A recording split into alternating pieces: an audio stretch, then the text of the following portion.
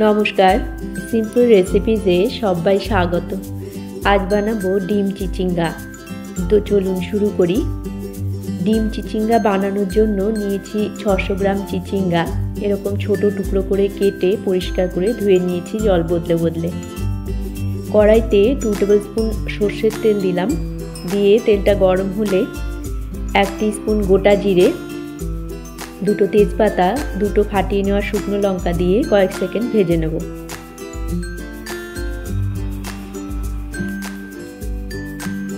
ফোড়নের থেকে সুগন্ধ বেরোলে 3টে মিডিয়াম সাইজ স্লাইস করে কেটে নেওয়া পেঁয়াজ দিয়ে দিলাম।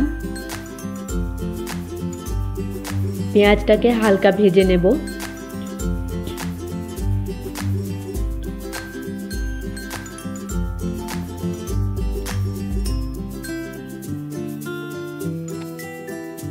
হালকা ভেজে নিয়ে কেটে রাখা চিচিঙ্গাটা দিয়ে দেব।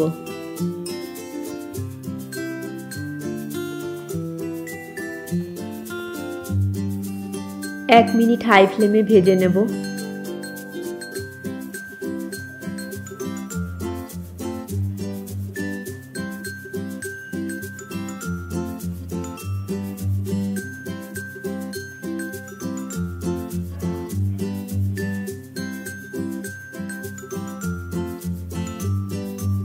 স্বাদ মতো লবণ আর 1 টিস্পুন হলুদ গুঁড়ো দিয়ে দিলাম।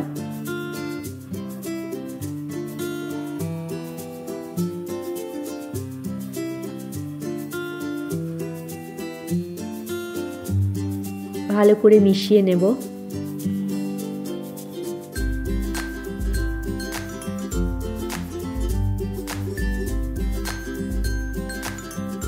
দুটো চেরা কাঁচা লঙ্কা দিয়ে ঢাকা দিয়ে লো ফ্লেমে মিনিট 5 রেখে দেব। 5 মিনিট পর ঢাকা খুলে একটু মিশিয়ে নেব সব কিছু।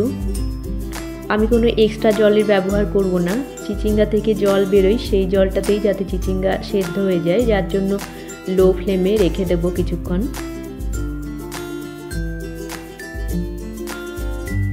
আবারও একটু নাড়াচাড়া করে নিয়ে ঢাকা দিয়ে মিনিট 5 সময় রেখে দেব।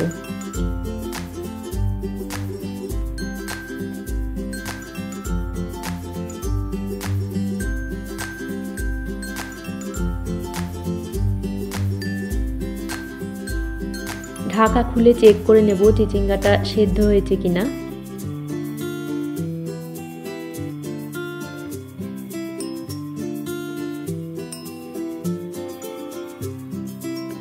চিচিঙ্গাটা সেদ্ধ হয়ে গেছে।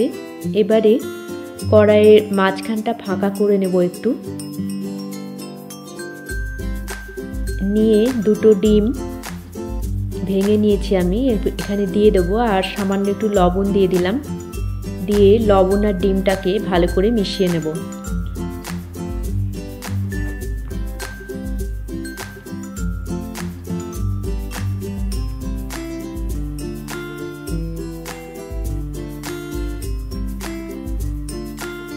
মেশানো হয়ে গেলে ডিম আর চিচিঙ্গাটাকে ভালো করে মিশিয়ে নেব, নিয়ে একটু ভেজে নেব।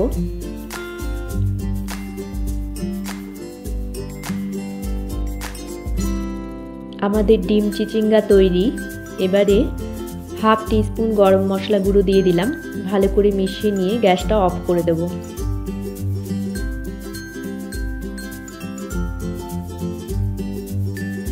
ঢাকা দিয়ে কিছুক্ষণ স্ট্যান্ডিং টাইমে রেখে দেব।